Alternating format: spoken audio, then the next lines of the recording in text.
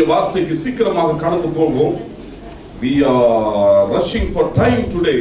All right, let's take Luke chapter 11. 5ல இருந்து 13 வரையில வாசிங்க யாராவது.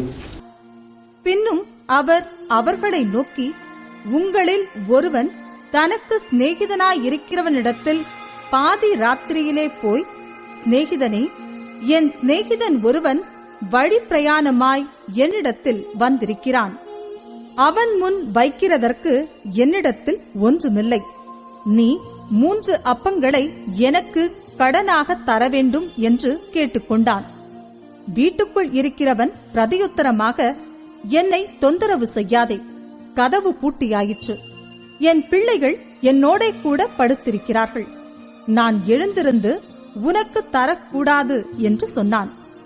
பின்பு தனக்கு அவன் சிநேகிதனாயிருக்கிறது நிமித்தம் எழுந்து அவனுக்கு கொடாவிட்டாலும் தன்னிடத்தில் அவன் வருந்தி கேட்கிறது நிமித்தமாவது எழுந்திருந்து அவனுக்கு தேவையானதை கொடுப்பான் என்று உங்களுக்கு சொல்லுகிறேன். மேலும் நான் உங்களுக்கு சொல்லுகிறதாவது, கேளுங்கள், அப்பொழுது உங்களுக்கு கொடுக்கப்படும். தேடுங்கள், அப்பொழுது கண்டடைவீர்கள். தட்டுங்கள், அப்பொழுது உங்களுக்கு திறக்கப்படும். ஏனென்றால் கேட்கிறவன் எவனும் பெற்றுக் கொள்ளுகிறான், தேடுகிறவன் கண்டடைகிறான், தட்டுகிறவனுக்கு திறக்கப்படும். உங்களில் தகப்பனாயிருக்கிற ஒருவனிடத்தில் மகன் அப்பம் கேட்டால் அவனுக்கு கல்லை கொடுப்பானா? மீனை கேட்டால் மீனுக்கு பதிலாய் பாம்பை கொடுப்பானா? அல்லது முட்டையை கேட்டால் அவனுக்கு தேளை கொடுப்பானா? பொல்லாதவர்களாகிய நீங்கள் உங்கள் பிள்ளைகளுக்கு நல்ல ஈவுகளை கொடுக்க அறிந்திருக்கும் போது, பரமபிதாவானவர் தம்மிடத்தில் வேண்டிக் கொள்ளுகிறவர்களுக்கு பரிசுத்த ஆவியை கொடுப்பது அதிக நிச்சயம் அல்லவா என்றார். ஓகே, இந்த பகுதியில நிறைய காரியங்கள் இருக்கிறது. பட் நீங்க வீட்டுல போய் வாசித்துக் கொள்ள வேண்டும் என்று நான் கேட்டுக்கொள்ளுகிறேன். சில நுணுக்கமான காரியங்கள் ஆண்டவர் ஜெபத்தை குறித்து பேசுகிறார். ஆனாலும் நான் இந்த காலை வேளையில சில முக்கியமான காரியங்கள் ஏன் நாம் ஜெபிக்க வேண்டும் என்ற கருத்தில் ஆண்டவர் இங்க பேசுகிறதை நான் உங்களோடு பகிர்ந்து கொள்ள ஆசைப்படுகிறேன். போன வாரத்திலிருந்து வெள்ளிக்கிழமை, ஞாயிற்றுக்கிழமை, பிறகு முந்தானேற்று 3 பிரசங்கங்கள் இந்த பகுதியில இருந்து உங்களோடு நான் பகிர்ந்து கொண்டு இருக்கிறேன். சிலர் நீங்க வெள்ளிக்கிழமை வரீங்க, ஞாயிற்றுக்கிழமை வர முடியாது. I understand some were here in the Sunday and you are not there on Friday. So either you get the CD or you go to YouTube. YouTubeல இருக்கும், ரெண்டுலயும் இந்த பிரசங்கங்கள் இருக்கும். The idea is you must listen because I cannot go back to the what I have preached thus far. இதுவரையில் நான் பகிர்ந்து கொண்டதை நான் பகிர்ந்து கொண்டேன் என்றால் எனக்கு நேரமாகிவிடும். பிரதர், இந்த மைக் சம்திங் ராங்லா, ஒரு மாதிரியா இருக்குது, சவுண்டு ரொம்ப இதா கேட்குது எனக்கு. Hello, testing 1, hello, okay okay, right, okay, சரி. அதனால நான் பின்னால் உள்ளதை நீங்க சிடில இல்லாட்டி யூடியூப்ல பார்த்து கொள்ளுங்க. நான் இன்னைக்கு உள்ளதை மட்டும் நான் உங்களோட பகிர்ந்து கொள்கிறேன். அல்லாட்டி எனக்கு நேரம் பத்தாது. Today we have already a bit too late already. We are already out of time. Right, never mind. Let us go to this story. Why we must pray. ஏன் நாம் ஜெபிக்க வேண்டும் என்று அவர் சொல்லுகிறார். பாருங்க, முதலாவதாக இயேசு கிறிஸ்து ஒரு கதையை சொல்லுகிறார். ஒரு கதையை சொல்லுகிறார். அந்த கதையில என்ன சொல்லுகிறார் என்றால், ஒரு வீட்டுல ஒரு மனுஷன் இருக்கிறாரு. கரெக்டா? ஒரு மனுஷன் இருக்கிறாரு. அவனை தேடி ராத்திரி ஒரு மனுஷன் எங்கேயோ இருந்து வந்துட்டான். கூட்டாளி, நிறைய கூட்டாளி அந்த வகை அந்த இடத்துல பயன்படுத்துவார். So Jesus Christ is not talking about enemies but about friends. கூட்டாளி, நண்பர்கள். So ஒரு வீடு இருக்குது. அவனை தேடி ராத்திரி ஒருத்தன் வந்துட்டான். So அவனுக்கு பரிமாறணும் என்று அவன் சாப்பிடலன்னு சொல்றான். வந்துட்டு சாப்பிடல. So இவன் சொல்றான், அவனுக்கு பரிமாறுவதற்கு ஒண்ணும் கிடையாது. இவன் ஓடி போய் இவனுடைய கூட்டாளியை தட்டுறான். இவனுடைய கூட்டாளியை கூப்பிடுறான். இவனுடைய கூட்டாளி. அப்ப அவன் கூட்டாளி சொல்லுகிறான், இவனோட கூட்டாளி சொல்றான், ராத்திரி ஆச்சுரா, நான் பிறக்க முடியாது, நீ உன் கூட்டாளியை எப்படியாவது சமாளிச்சு கொள்ளுங்க. Now Jesus Christ is talking about 3 friends. 3 நண்பர்களை குறித்து பேசுகிறார். வந்த ஒரு நண்பன், வீட்டுல விசாரிக்கிற ஒரு நண்பன், உதவி கேட்கப்பட்ட ஒரு நண்பன். இந்த 3 கூட்டாளியிலும் இந்த நடுவுல உள்ளவன் தான் ஒருத்தன் நல்லவன். வந்தவன் நல்லவனா கெட்டவனான்னு தெரியாது. ஆனா இவன் போய் ஒருத்தன்கிட்ட உதவி கேட்டான் பாத்தீங்களா, அவன் கெட்டவன். அப்படிதான் நீங்க பார்க்கணும், அப்பதான் விளங்கும் இந்த கதை. It looks like it. ஏன் தெரியுமா அப்படி சொல்லுகிறேன்? ராத்திரி வேளையில இந்த கூட்டாளியோட வீட்டுக்கு ஒருத்தன் தொந்தரவு பண்ண வந்துட்டான். இவன் திறந்து கொடுக்கிறான், இவனோட வீட்டை திறந்துட்டான். கூட்டாளி வந்துட்டானே என்று எல்லாத்தையும் திறந்து கொடுத்து வாப்பா என்று உள்ளார வரவேற்றுட்டான். அவன் சாப்பிடல என்று சொல்றான். இவனே மாதிரி உள்ளவன் அவன் கிடையாது. அவன் வீட்டுல போய் தட்டும் பொழுது எனக்கு கூட்டாளி வந்துட்டான்டா என்று சொல்லும் பொழுது இவன் சொல்றான், அது உன் பிரச்சனை, நான் வீட்டை அடைச்சிட்டு என்ன செஞ்சிட்டேன், நான் படுத்துட்டேன், இனிமேல் நான் என்ன செய்ய முடியாது, துறக்க முடியாது. இப்ப இயேசு கிறிஸ்துவோடைய கதையில இவன் தான் முக்கியமான ஆளு. அந்த கெட்ட கூட்டாளி தான், வழங்குதா, கெட்ட கூட்டாளி தான். இந்த மனுஷன் உதவி கேட்டு வரும் பொழுது இவன் என்ன சொல்றான்னு கவனமா கவனிங்க. அந்த கெட்ட கூட்டாளி என்ன சொல்றான் பாருங்க. This is important. You will read that in verse 7, 7வது வசனம். வீட்டுக்குள் இருக்கிறவன் பிரதியுத்தரமாக, என்னை தொந்தரவு செய்யாது, கதவு பூட்டியாயிற்று. Number 1, அவன் சொல்லுகிறான், கதவை நான் என்ன செஞ்சிட்டேன், பூட்டிட்டேன். You understand what I mean? Jesus is talking in the context of prayer. Please understand this. இதை வழங்கிக் கொள்ள வேண்டும். இயேசு கிறிஸ்து ஜெபத்தை குறித்து பேசுகிறார். வழங்குதா? சொல்லும் பொழுது சொல்லுகிறாரு, இந்த கெட்ட கூட்டாளி சொல்லுகிறான், நான் கதவை என்ன செஞ்சிட்டேன், பூட்டிட்டேன். 10 மணி ஆச்சு, ஈகான் சேவ் என்னாச்சு, மூடியாச்சு. 11 மணி ஆச்சு, இந்த கடை பர்టిక్యులர் ஷாப் has been என்னது, க்ளோஸ். he cannot open. இனிமேல் திறக்க முடியாது. இது ஒரு பெரிய எமர்ஜென்சியும் கிடையாது. ஒருவேளை 2000 வருஷங்களுக்கு முன்பதாக ராத்திரி வருகிறவனுக்கு பராமரிப்பது முக்கியமான காரியமா இருக்கலாம். நம்முடைய நாட்கள்லாம் இது முக்கியம் கிடையாது. பசிக்குதா, வயிற்றுல துணியை கட்டிக்கிட்டு படுத்து கடை, 6 மணிக்கு திறந்து கொடுக்குறேன், கோப்பி ஏதாவது கடை கொடுக்குறேன். வந்ததே ராத்திரி, வர வழியில ஏதாவது ஒரு கடையில தின்னுட்டு வரது இல்ல, இங்க தொந்தரவு பண்றீங்க. அப்படித்தானே? வந்தவன் நல்லவனா இருந்தானா அந்த நேரத்துல சாப்பாடும் கேட்க மாட்டான். சரி, ஓகே, இங்க கேட்டுட்டான், சாப்பாடு வச்சுக்கொள்ளுவோம். அவனுக்கு ரொம்ப முக்கியம் போடுங்க சாப்பாடு கொடுக்கறதுக்கு. சோ இவன் சொல்றான், நான் கதவை என்ன செஞ்சிட்டேன், பூட்டிட்டேன் என்று. You understand? அநேகர் நம்முடைய வாழ்க்கையில அன்பானவர்களே ஜெபிக்கும் பொழுது it looks like God has shut the door, or the door has already been shut. You cannot ask for this particular thing because the door has been shut. You understand? அநேகர் அப்படிதான் தங்களுடைய வாழ்க்கையை பார்த்து கொண்டிருக்கிறாங்க. It looks like some reply is coming. Oh, the door is shut. போடு. நடக்குதா? 20 வருஷமா எனக்கு இந்த சீக்கு போல போவாது, கடவுள் வதிச்சிட்டாரு போல, மண்டையில எழுதிட்டாரு போல, இப்படிதான் இருக்கணும் போல. What are you hearing? You are hearing a sound that says the door is shut. Understand? இப்ப கட்டையில போற வயசு, இனிமையா எந்திரிச்சு நடக்க போறேன். 50 வருஷமா இப்படியே உட்கார்ந்து இருக்கிறேன், இனிமே எங்க நல்லா ஆக போகுது. What are you hearing? Somebody is telling you that the door is shut. You understand what I mean? So ஆகையினால some of us in prayer, ஜெபத்துல, we are facing this syndrome, you know. Somebody from inside the door, எங்கேயோ ஒரு கதவுல இருந்து ஒருத்தன் கத்திக்கிட்டே இருக்கிறான். கதவு என்னாச்சு, பூட்டியாச்சுடா, இனிமேல் நீ உருப்பட மாட்டடா, கதவு பூட்டியாச்சு, இனிமேல் நீ வீடு வாங்க முடியாதுடா, கதவு பூட்டியாச்சு, இனிமேல் எங்கடா நீ மெர்சிடிஸ்ல உட்கார போற, கதவு பூட்டியாச்சு. You understand? So we have listened to that guy. அந்த மாதிரி ஆளுங்களுடைய சத்தத்தை நாம கேட்டுவிட்டோம். கதவு பூட்டியாச்சு. ரிவைவல் வருமா? வராது. ஏன்னா கதவு என்ன ஆச்சு, பூட்டியாச்சு. மலாய்க்காரர்கள் கிறிஸ்துவை ஏற்றுக்கொள்வாங்களா? நடக்காது, எங்க நாட பத்தி உனக்கு தெரியாது. கதவை என்னாச்சு? Somebody is constantly telling us that the door is shut. இரண்டாவது என்ன சொல்றான் பாருங்க.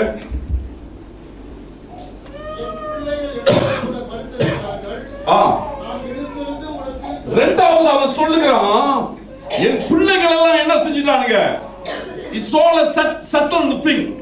என் பிள்ளைங்க எல்லாம் நாங்க படுத்துட்டோம், இனிமேல் நான் எங்களை என்ன செய்யாத, don't disturb me. அவன் அததான் சொல்றான், என் குடும்பத்தை வம்பளுக்காத. உன் குடும்பம் வம்பளுக்கப்பட்டுருச்சு ராத்திரி. அம்மாவளியா ராத்திரி எவனோ திட்டுறதுக்கு வந்துட்டான். உன் குடும்பம் தொந்தரவு பண்ணப்பட்டிருக்கிறது. இப்ப உன் பிரச்சனையை என் பிரச்சனையா என்ன செய்யாத, மாத்தாத. Understand? You have already facing problem. Your family has been disturbed. Now don't disturb my family. Because we are all settled. We don't want to be disturbed. நாங்கள் தொந்தரவு செய்யப்பட எங்களுக்கு விருப்பம் இல்லை என்று. The second sound that we hear always is that we cannot disturb, you know. This is the status quo. இப்படிதான் நடக்கும், இப்படிதான் சூழ்நிலை இருக்கும், அவனை போய் எப்படி தொந்தரவு பண்றது என்று. பாதி வழியில் அன்பானவர்களே சிலருடைய ஜெபம் விடப்பட்டிருக்கிறது. வழங்குதா? 10 தடவை கேட்டு பார்ப்போம், 11வது தடவை என்ன செய்ய மாட்டோம், கேட்க மாட்டோம். நம்ம எல்லாத்துக்கிட்டையும் ஜெபித்துட்டோம்டா. தினகரன் கிட்ட போயிட்டோம், ஜீவானந்த் கிட்ட போயிட்டோம், பெனியின் போயிட்டோம், பில்லிகிராம் போயிட்டோம், எல்லாம் ஜெபித்துட்டாங்கடா. இந்த மண்டையில முடி வளர்றாங்க அப்படின்னு we give up. You understand? Why? Because we don't want to disturb. நம்ம அன்னைக்கு இந்தியாவுக்கு போன தடவை போகும்பொழுது ஒருத்தர் அப்படிதான் சொன்னார் எங்க கிட்ட, இதே தான் சொன்னாரு. பின்னால நின்றுகிட்டு இருந்தாரு, நாங்க முன்னால பிரசங்கம் பண்ணிட்டு ஜெபம் பண்ண வாங்கலான்னு ஜெபம் பண்ணிக்கிட்டே இருந்தோம். அவருக்கு என்னமோ கட்டியா பயங்கர கேன்சர் போட்டுக்கு அப்படியே உழுவு கொடுக்குன்னு போல இல்ல, அவர் என்னமோ கட்டி உள்ளாரு. அவர் பின்னால அப்படியே நாங்க ஜெபம் பண்ணிட்டு இருந்தோம். கடைசியில எவனோ என்னமோ உறுத்திட்டானோ என்னன்னு தெரியல, வந்துட்டாரு முன்னால ஜெபம் பண்ணா கட்டி மறைஞ்சிருச்சு, இருந்த கட்டி அப்பயே போயிருச்சு. அப்ப அவர் சாட்சி சொல்லும் பொழுது என்ன தெரியுமா சொன்னாரு, நான் எத்தனையோ பெரிய பெரிய பக்தர்களிடம் போயிருக்கிறேன் ஜெபம் பண்ண. இதெல்லாம் பார்த்தா அப்படி தெரியல இருக்கு. பெரிய பெரிய கூட்டங்களுக்கு போய் பெரிய பெரிய போதகர்களும் பிரசங்கமார்களும் கைய வச்சிருக்கிறாங்க. இங்க போயா கட்டி மறைய போது அப்படின்னு நினைச்சுக்கிட்டு இருந்தாராம். So he gave up. But somehow he came at the last moment, and it is in a small village ministry by unknown people that he got healed. You understand what I mean? Now what I am trying to say is that இந்த இவரை போல நம்ம இருக்கிறோம். பெரிய பெரிய ஆள்லாம் எனக்கு ஜெபம் பண்ணிட்டாங்க, இவங்க போய் ஜெபம் பண்றதா, இப்பயா ஜெபம் பண்ணி இந்த கட்டி போகுது, இந்த கட்டி போவாதரா அப்படி என்று தீர்மானிச்சிட்டாரு. Now இந்த மனுஷன் இந்த கதையில இயேசு சொல்லுகிறாரு, என்னுடைய வீட்டுல உள்ளவங்க எல்லாம் படுத்துட்டாங்க, என்ன செய்யாத, தொந்தரவு பண்ணாத என்று. And this is a second voice we are hearing, you know. Let's not ask again and again. யாம் திரும்ப முன்னால போணும், அதான் பிரச்சனை போக மாட்டேங்குது. அதான் 20 தடவை ஜெபித்துட்டானே, ஏன் 21வது தடவை நான் போணும், எல்லா கூட்டத்துக்கும் முன்னால போணுமா இந்த பிரச்சனை நீக்கணும் என்று. Sometimes the Lord tests our pride. You understand? Sometimes the Lord has a time for healing. எருசலேம் ஆலயத்துக்கு இயேசு எத்தனை தடவை உள்ள போயிட்டு வந்திருப்பார் வெளியே. அவர் எருசலேம்ல இருக்கும் பொழுது at least the last part of his life he was in Jerusalem. இல்லையா? வேதம் சொல்லுகிறது, எருசலேமின் ஆலயத்தின் வாசலிலே ஒரு யார் உட்கார்ந்திருந்தா, நடக்க முடியாத ஒரு சப்பானி. Understand? He was not healed by Jesus. Who healed him?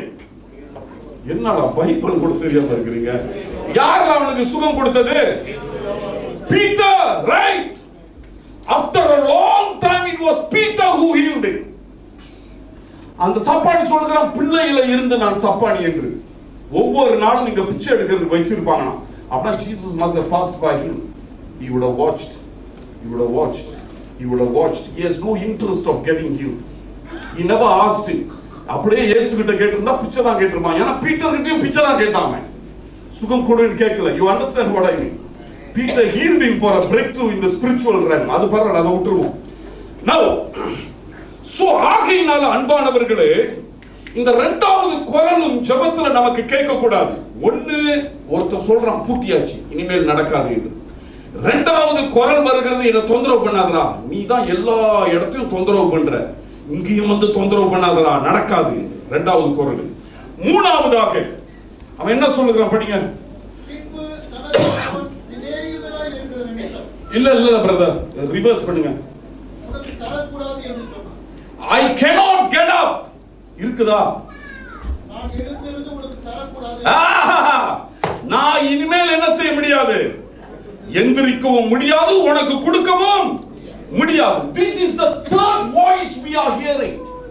மூணாவது குரல், எனக்கு கொடுக்க மாட்டார், ஏன்னா எனக்கு தகுதி கிடையாது, எனக்கு பரிசுத்தம் கிடையாதுடா, நான் உன்னுடைய நெருங்கிய நண்பன் இல்லடா, உறவாளி கிடையாது. அண்டர்ஸ்டாண்ட்? மற்றவர்களை போல நான் 4 மணி நேரம் ஜெபிக்கிறவன் கிடையாது, மற்றவர்களை போல ஜெபக்கூட்டத்தில் நான் கலந்து கொள்கிறவன் கிடையாது, மற்றவர்களை போல வேதம் வாசிக்கவும் எனக்கு தெரியாது, மற்றவர்களை போல எனக்கு ஊழியம் செய்யவும் தெரியாது, ஆகையினால எனக்கு என்னது கிடைக்காது. அவன் சொல்றான், உள்ள இருந்து ஒரு குரல் பேசுது அவன்கிட்ட. கதவை திறக்கல, உள்ள இருந்து பேசுறான். டேய், நான் படுத்து விட்டேன், இனிமேல் உனக்கு கொடுக்கவும் முடியாது. You understand what I mean? And this is the third voice we are hearing that's stopping us from prayer. மூணாவது குரல் அன்பானவர்களை நாம் கேட்கிற குரல், எனக்கு தகுதி கிடையாது அதை என்ன செய்வதற்கு, பெற்றுக்கொள்வதற்கு. To receive it I do not qualify. You understand? So this is the voice that we hear, the invisible voice that we hear. அதாவது பார்க்க முடியாத நபர்களுடைய குரல் நம்முடைய காதுல எட்டிக்கிட்டே இருக்குது. இந்த 3 குரல்கள் சரியா அடைக்கப்பட்டிருக்கிறது. கதவு அடைச்சாச்சு, எனக்கு கிடைக்காது. நம்பர் 1, இனிமேல் தட்ட முடியாது. இரண்டாவதாக, இவ்வளவு பேரை தொந்தரவு பண்ணிட்டேன், இன்னும் போடுமாடா என்ற இரண்டாவது. மூன்றாவது என்னது, எனக்கு தகுதி கிடையாது, என்ன செய்யாது அது கிடைப்பதற்கு. அவன் சொல்லுகிறான், உனக்கு கொடுக்க முடியாது நான் என்று. அப்ப இவன் என்ன நினைக்கிறான், எனக்கு கொடுக்குவதற்கு என்னது கிடையாது, பாத்திரம் கிடையாது. let me rush, நான் தொடர்ந்து போகிறேன். so Jesus சொல்லுகிறாரு, இப்படிப்பட்ட குரல் உனக்கு கேட்கும் என்றாலும் கூட அந்த கதவை நீ இன்னும் என்ன செய்யணும், you still knock. You understand?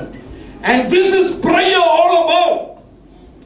If you are hearing a voice, something that tells you it's an impossible situation, the Lord is telling you today morning, don't give up, keep on another knocking. You understand? எதுக்காவது ஜெபம் பண்ணிட்டு கையை விட்டுட்டீங்களா? எனக்கு தெரியும் நிறைய பேர் இப்படி இருக்கிறீங்க. எப்படி எனக்கு தெரியும் நிறைய பேர் இருக்கிறீங்கன்னு? ஏன்னா நானே ஒரு ஆள் அப்படிதான். I am also like that. I pray, nothing happen. போச்சுடா, முடிச்சுடா. Now mind we go to a next section of prayer. You understand what I mean? We pray for something else. We all face that one time or other. You understand? So இயேசு சொல்லுகிறாரு, அடக்கப்பட்டுச்சுன்னு நீ தீர்மானிச்சனா உன் மனசை மாத்திக்கோ. Understand? நான் தொந்தரவு பண்றேன் திரும்ப போக கூடாது என்று நினைச்சனா திரும்ப உன் மனசை என்ன செஞ்சுக்க, மாத்திக்க. மூணாவது, எனக்கு தகுதி இல்ல, எனக்கு கிடைக்காது என்று நினைச்சாலும் உன் மனசை என்ன செஞ்சுக்க, மாத்திக்க. Pray for the impossibility. You see why I am picking on these words like this? இந்த வார்த்தையை ஏன் நான் இப்படி பிக் பண்றேன்னா, I believe, நான் நம்புகிறேன் 100% என் மனசுல நம்புகிறேன். Every word in the Bible is important. Understand? இது சும்மா ஒரு கதைக்காக இயேசு சொன்னது கிடையாது. ஒவ்வொரு வார்த்தையும் பிதாவின் இடத்திலிருந்து வந்து இயேசு கிறிஸ்து நமக்கு என்ன செய்கிறார், கற்றுக் கொடுக்கிறார். சொன்னாரா இல்லையா? நான் பிதாவின் இடத்தில் கேட்பதை தவிர்த்து நான் பேசுவது என்னது கிடையாது. அதிலே தெரியுது இயேசு வந்து தமனம் கிடையாது. நான் சும்மா சொன்னேன் அப்படின்னு இந்தியன் கூட சரியா? He is not like that. Understand? He receives from the Father, and every word that you have is structured in heaven. ஒவ்வொரு வார்த்தையும் பரலோகத்தில் செகுத்தப்பட்ட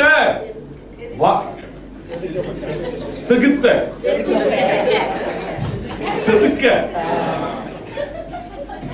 நசமூல ஹார்வர்ட் கேண்டிடேட் நீங்க நினைக்கிறீங்க ஒரு மாதிரி இருக்கிறாருங்க. என்னோட குடும்பமா ஒரே லைன்ல இருக்குது கிடையாது. அது 3 feet 3 கிடையாது. லெவல் வேற லெவல். செதுக்க ஒவ்வொரு வார்த்தையும் பரலோகத்துல செதுக்கப்பட்டது. அதனாலதான் இதுக்கு முக்கியத்துவம் தருகிறேன். That's why I'm saying. He's saying I am shut. அப்புறமா வீடு அடைக்கப்பட்டிருக்கிறது. And so we believe the house is shut. My prayers cannot go inside. It's already shut. முடிஞ்சிருச்சு. என்னுடைய காலம் முடிஞ்சு விட்டது. இரண்டாவதாக அவன் சொல்லுகிறான், என்ன தொந்தரவு பண்ணாத என்று. Some of this hours we give up prayer because we have that mentality. இத புரிந்து நம்ம கேட்க வேண்டாம்டா, அப்படியே விட்டுருடா அப்படி என்று. Don't give up. This is what Jesus is saying. மூணாவதாக I am not qualified. எனக்கு என்ன கிடையாது? தகுதி கிடையாது. அவன் சொல்றான் I cannot get up from bed. I cannot come. So இவனுக்கு எப்படி அது தோன்றும் அந்த சத்தம்? ஆமாடா வர மாட்டேன்னு சொல்லிட்டான்டா, என் கூட்டாளி தான் ஆனாலும் வர மாட்டேன்னு சொல்லிட்டான்டா. அவ்வளவு நெருங்கி என்ன கிடையாது? கூட்டாளி கிடையாது. But Jesus says, அதனால தான் bad friend சொன்னேன். அதனால தான் Jesus says you keep on another knocking. You keep on knocking and that fellow will another open the door. Okay, right. அத விட்டுருவோம். Now let's go to the second one. From Jesus is not a good friend. You will be wrong if you read that passage like that. Jesus is not a friend in this passage. சரியா? கடவுள் ஒரு நல்ல நண்பனுக்கு அவரை ஒத்துவிட்டு பேசவில்லை. அப்படி படிச்சீங்கன்னா இந்த பகுதியை நீங்க தவறா உணர்ந்துட்டீங்கன்னு அர்த்தம். விளங்குதா? ஆண்டவர் நல்ல கூட்டாளி தான், ஆனா இந்த பகுதியில் அவர் நல்ல கூட்டாளின்னு சொல்லல. Oh, Jesus is a good friend. He is not teaching you that. He is teaching you something else. Let's go to the next one. You will understand. Now, 11வது வசனம். எழுதுங்க.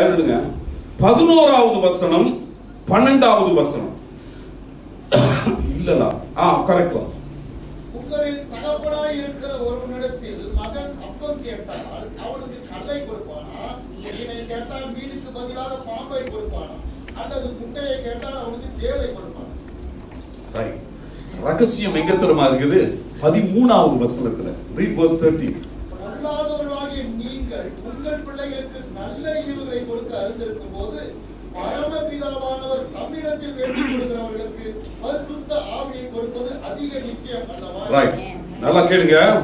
I want to tell you one more thing and then close by 11. Then we'll go for communion.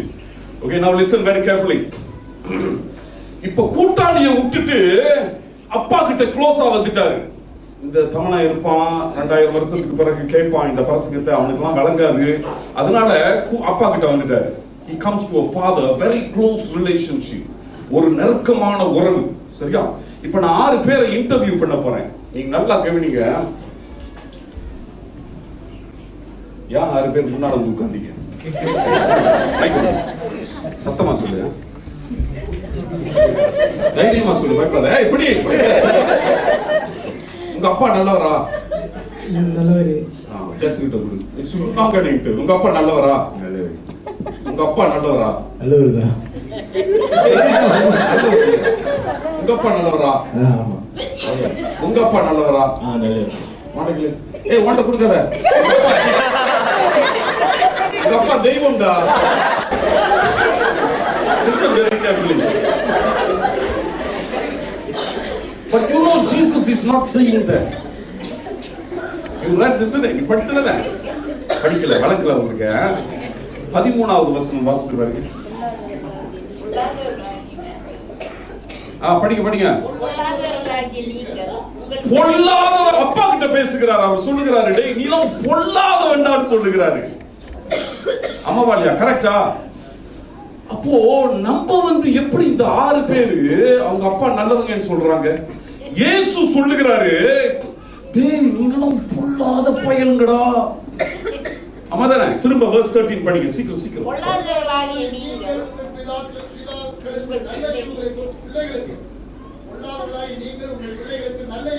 என்ன சொல்லுகிறார்?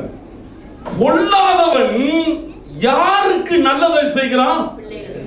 பிள்ளைகளுக்கு நல்லதை செய்கிறான். வழங்குதா? அப்பனா என்ன தெரியுமா சொல்லுகிறாரு? இந்த உலகத்துல உங்க அப்பா பொல்லாதவனா இருந்தாலும் சரி, அவன பிள்ளைய பொறுத்த வரையில அவன் என்ன செய்ய மாட்டான்? கெட்டது செய்ய மாட்டான். கரெக்ட். பிள்ளைய பொறுத்த வரையில அவங்க அப்பா நல்லவன் தான். இந்த ஊரே ஸ்கூலாயே சொல்லலாம், உங்க அப்பா ஏன்டா உயிரோடு இருக்கிறான் அப்படின்னு சொன்னா கூட அவன் பிள்ளை கிட்ட போய் கேட்டனா பிள்ளை அப்பாவை என்னதான் சொல்லும், நல்லவன் தான் சொல்லும்.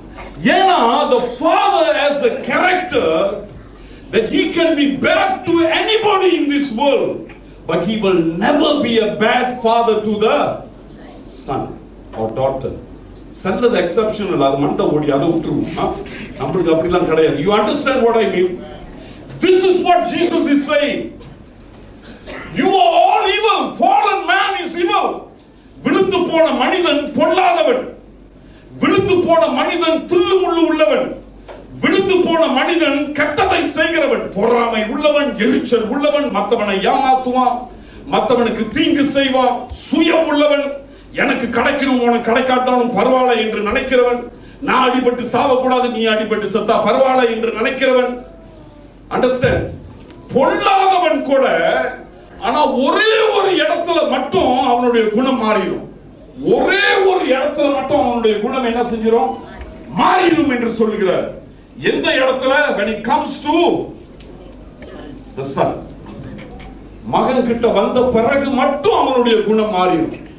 He can be a serial murderer, he can be a rapist, he can be a thief of the first order, but when it comes to his child, he behaves differently. You understand? And now Jesus says, look at the punchline. You continue. 13வது வசனம் முடிஞ்ச பிறகு அவர் சொல்லுகிறாரு,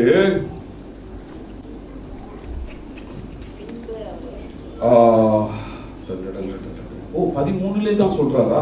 ஆமா, okay, படிங்க திரும்ப. அப்ப 13. பொல்லாதவர்களாகிய நீங்கள் உங்கள் பிள்ளைகளுக்கு நல்ல ஈவுகளை கொடுத்து அறிந்திருக்கும் போது பரமபிதாவானவர் தம்மிடத்தில் வேண்டிக் கொள்ளுகிறவர்களுக்கு பரிசுத்த ஆவியை கொடுப்பது அதிக. அப்ப அவர் என்ன சொல்லுகிறாரு? பொல்லாத உன்னுடைய அப்பனுக்கே உனக்கு நல்லது செய்ய தெரியும் பொழுது, you have a good heavenly father and you are his children. You understand? வலதுதா. இந்த கதையில என்ன சொல்ல விரும்புறேன்னா, I am not a friend. I am not a friend. I am not even a father like your father. I am a good heavenly father. If a bad father, evil father can do good to the son, just imagine what the good father can do for the son. You understand? ஒரு பொல்லாத மனுஷன் எல்லாத்துக்கும் பொல்லாததை செய்துவிட்டு தன்னுடைய மகனுக்கு மட்டும் நல்லதை செய்றானா, ஒரு நல்ல தகப்பன் தன்னுடைய பிள்ளைக்கு எப்படி செய்வான்? How will a good father do to the son? The idea Jesus is putting into our mind, நம்முடைய சிந்தையில என்ன தெரியுமா சொல்லுகிறாரு? Until you come to realize that your heavenly father is better than your earthly father, you will never pray. கரெக்டா? கரெக்ட்லா? நம்முடைய பூலோகத்தில் உள்ள அப்பனை பார்க்கிலும் பரலோகத்து அப்பா is always better. You must always think like that, because that's what the Bible teaches us. அந்த சிந்தை நமக்கு வரும் பொழுதுதான் we will start looking up to the heavenly father. Understand? பூமியில அன்பானவர்களே, இந்த பூமியில உள்ள தகப்பன் நம்முடைய எல்லா தேவைகளையும் சந்திக்கிற பொறுப்பு. இந்த காலத்துல பொம்பளை ஆம்பளை எல்லாம் வேலை செய்யறாங்க, but we are talking about that culture. அந்த கலாச்சாரத்துல the father is the provider and the protector. தகப்பனுக்கு பொறுப்பு 2 முக்கியமாக, குடும்பத்தை பாதுகாக்க வேண்டும், குடும்பத்துக்கு தேவையானதை சந்திக்க வேண்டும், இல்லையா? And now Jesus is introducing another father. இன்னொரு தகப்பனை அறிமுகப்படுத்துகிறார். அவர் சொல்லுகிறாரு, உன்னுடைய தகப்பனோடு there's a better father, I am your father சொல்லுகிறார். You understand? All of us, நாம் அனைவரும் அன்பானவர்களே, நம்முடைய இருதயத்துல கையை வச்சு சொல்லணும், என்னுடைய அப்பாவோடு there's a better father. I know it's difficult to imagine. கற்பனை பண்ண கஷ்டம். ஏன்னா வாழ்க்கை முழுவதும் நம்முடைய பூலோக அப்பா கிட்ட தான் நம்ம போயிருக்கிறோம். சாப்பாட்டுக்கு, மாவுக்கு, காசுக்கு, ஐடியாவுக்கு, விஸ்டம்க்கு, பிளானுக்கு, என்ன செய்யணும் எல்லாவற்றுக்கும். But the Lord is now introducing someone, your heavenly father, உன்னுடைய தகப்பன் என்று சொல்லுகிறார்.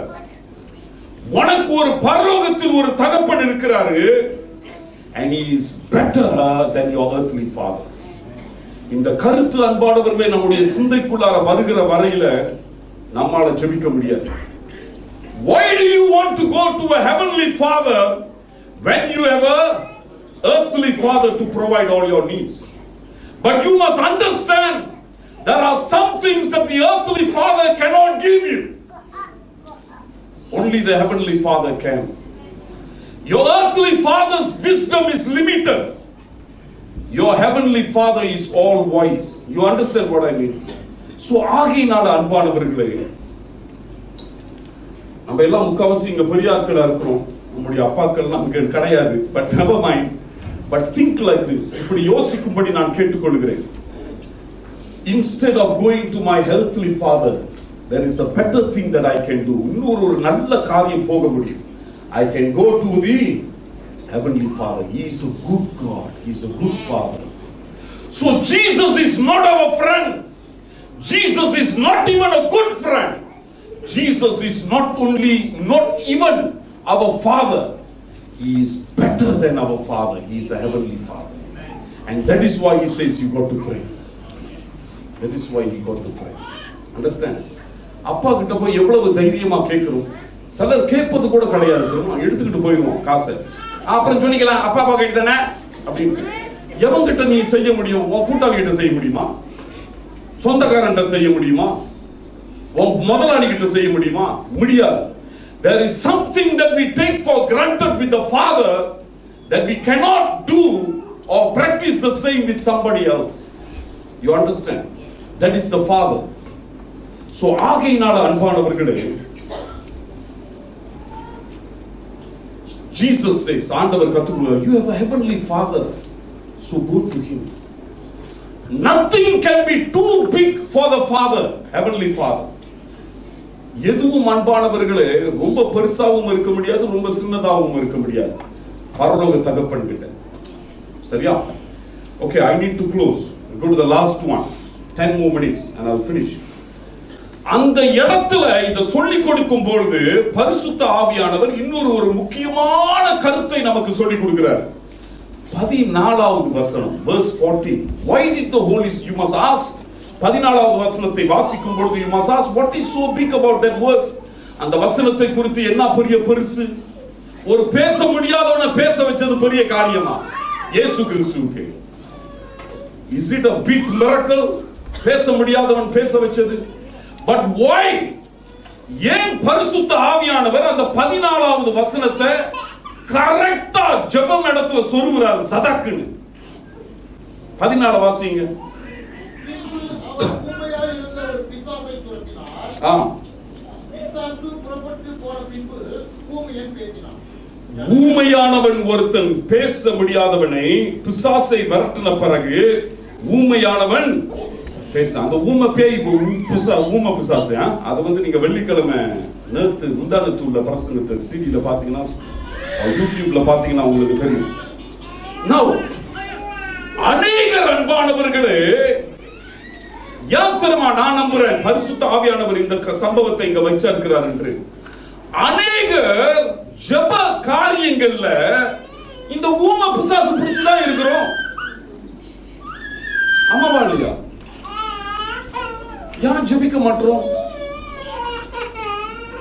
ஊமை பேய் உட்கார்ந்துருக்கோ.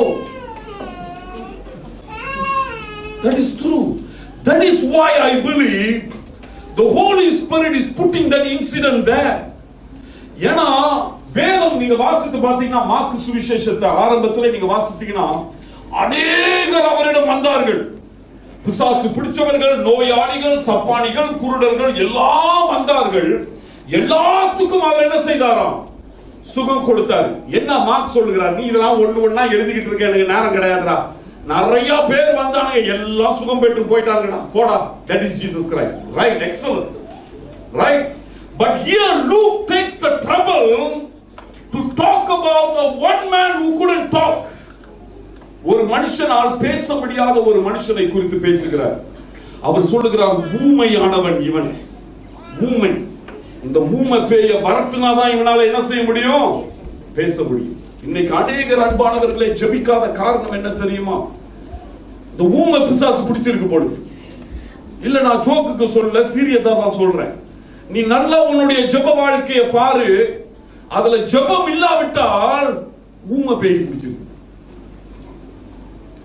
Why don't we talk? Why are we not talking? He is our best friend. He is the greatest father, and yet we don't talk. There must be only one reason. You must be dumb. Correct? உங்களுக்கு அருமையான அப்பா வச்சிருக்க கோடீஸ்வரர், multi millionaire, billionaire வச்சிருக்கீங்க. Or you have a fantastic friend who owns the whole of Johor.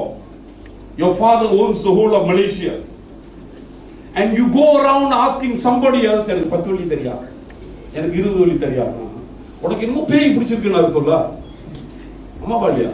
Or if you are not asking at all means you are dumb. உனக்கு பேச முடியலன்னு அர்த்தம். And this is what Jesus is telling us. Are you demon possessed? So much so that you cannot even talk. What is stopping us from talking to a heavenly father like this? இப்படிப்பட்ட ஒரு பரம தகப்பனோடு பேசுவதற்கு prayer கிரியர் என்று போட்டு குழப்பிக்காத. அப்படி பண்ணணும், இப்படி பண்ணணும் அப்படின்னா, we have another group of people in this country who will do that. Wash your head, wash your leg, wash your ears, wash your eyes, all these things. This is our father. உங்க அப்பா என்னைக்காவது குளிச்சிட்டு வரா, அப்பதான் அவன் பேசணும்னு சொல்லுவாரா? So we are relating to a father, ஒரு தகப்பனிடம். And Jesus is puzzled. And so the Holy Spirit is more confused. பரிசுத்த ஆவியானவருக்கு இதே குழப்பமா இருக்குது. அப்போ இந்த இடத்துல இந்த கதையை வைக்கிறார். தெரியுமா? பேச முடியாதவன் பேச வைக்க வேண்டும் என்றால் பேச முடியாத காரணம், ஒரு காரணம் என்ன? அவனுக்கு என்ன பிடிச்சிருக்குது? பேய் பிடிச்சிருக்குது. How do you get him right? 21, 22 படிச்சுட்டு முடிச்சிருவேன். ஐயோ, சரி படிங்க. 21. ஆயுதங்களில் பலவான் தன் அரமனையை காக்கிற போது அவனுடைய பொருள் பத்திரப்பட்டிருக்கும். அவன் பொருள் பத்திரப்பட்டிருக்கும். அப்பனா என்ன அர்த்தம்? இந்த இடத்துல பலவான் வந்து பேயை பத்தி பேசுகிறாரு. அண்டர்ஸ்டாண்ட்? பலவான் தன்னுடைய பொருளை என்ன செஞ்சுக்கிட்டு இருக்கிறானா? பத்திரமா காத்துக்கிட்டானா. இன்னைக்கு நிறைய பேரை இந்த பேய் என்ன செஞ்சுக்கிட்டு இருக்குது? பத்திரமா காத்து இருக்குது. ஏன்னா உன்னை விட்டா நீ யார்கிட்ட போய் பேசிடுவ? அப்பா கிட்ட போய் கேட்டு விடுவிய? அம்மாவா இல்லையா? அதனால இந்த பேய் கண்ணா ராசா, டிவி பாருடா, இன்டர்நெட் பாருடா, வீடியோ பாருடா, இத பாருடா, கதை புக்க படிடா, இத செய்யடா, பந்து லாடுறா, குதிரை லாடுறா, பக்கத்திலே இருந்துக்கடா, அப்படியே உச்சிக்கடா அப்படின்னு பத்திரமா காத்து வச்சிருக்கிறானா பேய். ஏன்னா அந்த மினிட் நீ பத்திரமா காக்காட்டி கொஞ்சம் ஓட்ட விட்டானா நீ யார்கிட்ட போயிருவ? அப்பா கிட்ட போய் கேட்டுருவ, அப்பா எனக்கு இந்த மாதிரி பிரச்சனை இருக்கு. அப்பா அப்புறம் வந்துருவாரு. அப்புறம் இவனுக்கு பிரச்சனை, இவனுடைய காத்திருக்கப்பட்ட பொருள் என்ன ஆச்சு? போச்சு. You understand what I mean? Some of us are protected by the devil, So you got to ask the second question. Am I mute? Number 1. Number 2, am I protected by the devil? This is true. This is Bible. நீங்க வீட்ல போய் படிச்சு பாருங்க. You will understand exactly what I say. அப்போ சிலர் அன்பானவர்களே பேயினால பாதுகாக்கப்பட்டிருக்கிறோம். எப்படி பாதுகாக்கப்பட்டிருக்கிறோம்? நீ வெளியே போகாதபடி உன்னை சந்தோஷமா இந்த வீட்டுக்குள்ளாரே வச்சிருக்கான். உனக்கு தேவையானது எல்லாத்தையும் என்ன செஞ்சிருக்கிறான்? கொடுத்துக்கிட்டு இருக்கிறான். ஐஸ்கிரீமா, இந்த ஐஸ்கிரீம் சாப்பிட்டுட்டே முடிஞ்சே திரும்ப ஐஸ்கிரீம் கொடுப்பான். He will keep on amusing you so that you will not run out and take with your father. Understand? So how do you get him delivered? Verse 22. அவனிலும் அதிக பலவான். Now he talks about the Holy Spirit. அவனை மேற்கொள்வானே. He attacks him and he overcomes him. அவன் நம்பியிருந்த சகல ஆயுத வர்க்கத்தையும் ஆயுத வர்க்கங்கள், the amusement, படம், television, internet, games, இது கதை புக்கு, வெட்டி வேலை எல்லாத்தையும் he takes, he destroys. Then அவனுடைய கொள்ளை பொருளை அதை பதிடுவான். He destroys it and he scatters it. You understand what I mean? So ஆகையினால் அன்பானவர்களே, சிலரு நீங்களும் அப்படி இருக்க மாட்டீங்க என்று நம்புறேன். பட் உங்களுக்கு ஜெபிக்கவே முடியல, ஜெபிக்கவே தப்புலே எல்லாமே நேரம் வேற இடத்துல போய்கிட்டு இருக்குது. and you are amused by the devil. You cannot tack with your father. wrestling பாத்திருக்கீங்களா? இந்த டாக் டீம் ரெண்டு பேரும் சண்டை போடுவாங்கல. இவன் போய் அவன் கையை தொட்டாதான் அவன் என்ன செய்ய முடியும், வர முடியும். சோ wrestling காப்பான் ஒருத்தன் போட்டு அடி அடி அடி மொத்து மொத்து மொத்து மொத்துவானுங்க. இவனுடைய வேலையே அவன் கிட்ட இருந்து எவ்வளவு தூரம் என்ன செஞ்சிருக்கணும், இவனை வச்சிருக்கணும்னு தான். ஏன்னா கிட்ட போய் கையை தொட்டுட்டான அவன் என்ன செஞ்சிருவான், உள்ள வந்துருவான். கரெக்டா? சோ இவன் என்ன செய்வான், இந்த கார்னர் அவன் பாத்துறீங்களா, பார்த்ததே இல்லையா? அவன் திரும்ப ஓடி போய் எடுத்து வந்துருவான். How do you deliver him? That guy got to come inside, breaking every rules. You understand what I mean? Now listen very carefully. So இந்த பிசாசை உடைப்பதற்கு அன்பானவர்களே, we need the supernatural intervention of the Holy Spirit. That is what we do in our churches. நம்முடைய சபையில. That is why we allow worship to go on. We just want the Lord to come and bang, hit you. Understand?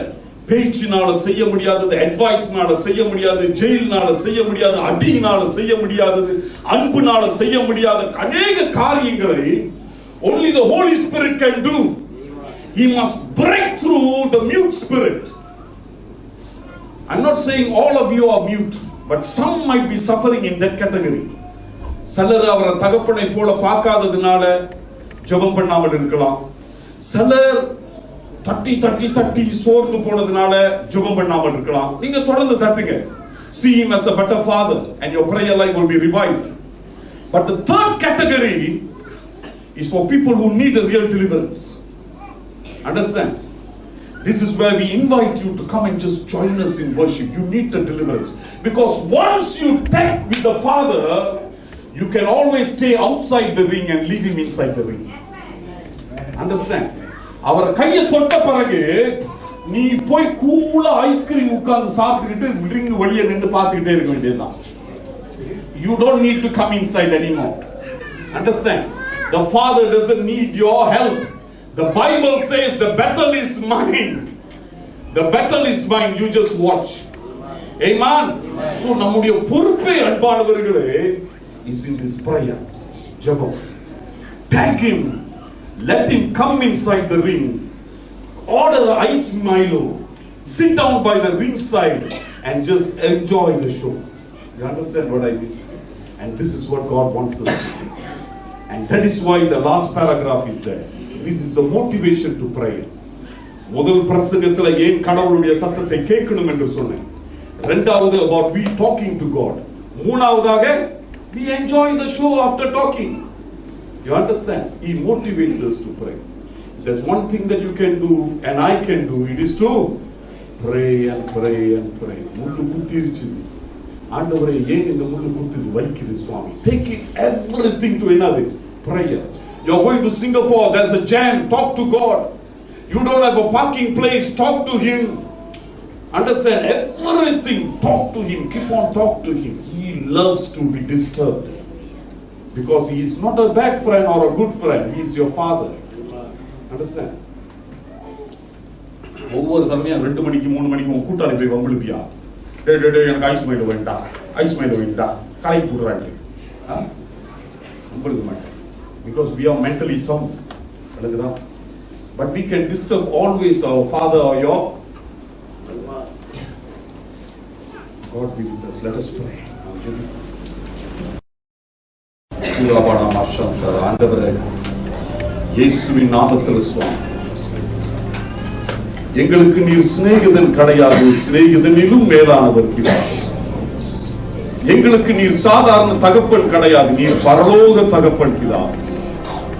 இந்த பூமியில உள்ள பொல்லாதவர்கள் கூட தங்களுடைய பிள்ளைகளுக்கு நல்லது செய்யும் பொழுது ஆண்டவரே நல்ல பரலோக தகப்பன் நீர் எவ்வளவு நல்லது செய்ய வேண்டும் என்று காத்துக் கொண்டிருக்கிறேன். Father, we pray in Jesus' name. சத்தியங்கள் எல்லாம் எங்களுக்குள் வரட்டுமான எங்கள் மனதிலே எப்பொழுதும் இருக்கட்டும். எப்பொழுதும் எங்களை ஜெபத்துக்கு தூண்டுகிறதாகவே இருக்கட்டும். எந்த காரியமாக ஆனாலும், சின்னதானாலும் சரி பெருசானாலும் சரி, ஆண்டவரே ஜெபத்துக்கு தூண்டுறதாகவே இருக்கட்டும். தெய்வமே நடக்கும்.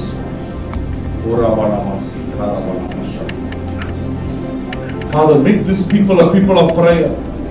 When there is so much to be received by prayer, help us, O Lord, not to be deceived into thinking that prayer is a waste of time or prayer is useless. ஆண்டவரே, ஜெபத்தின் மூலமாக எவ்வளவு கிடைக்கக்கூடிய காரியம் இருக்கிறது. ஆண்டவரே, நாங்கள் ஏமாந்து போயிடக்கூடாது சுவாமி. ஜெபத்துல நேரத்தை வீணாக்காத என்று ஏமாந்துடக்கூடாது. ஜெபமானது புண்ணியம் இல்லை என்று ஏமாந்துடக்கூடாது.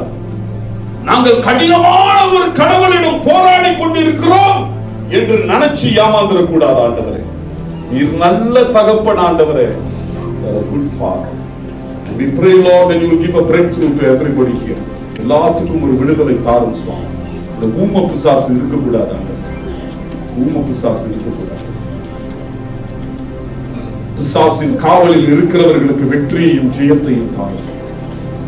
உம்மோடு பேசுகிற ஒரு நல்ல ஞானத்தை தாரும். அன்பானவர்களே, உங்களுக்கு ஜெபம் பண்ணுவது கஷ்டமாகவும் கடினமாகவும் முடியாத ஒரு காரியம் இருந்தால் வருகிற வால் கூட்டத்தில் நீங்கள் லீவ் எடுத்தாவது வந்து கலந்து கொள்ளுங்க. உனக்கு விடுதலை கிடைச்ச பிறகு நீ ரிங் சைடுல இருந்து பார்க்க வேண்டியதுதான் சண்டையை. When you know how to talk to God, when you talk to this Father, then your life will take a turn and a change. So come for a vow prayer where we can pray for you and bring about a deliverance. கர்த்தர் உங்களை ஆசீர்வதிப்பார்.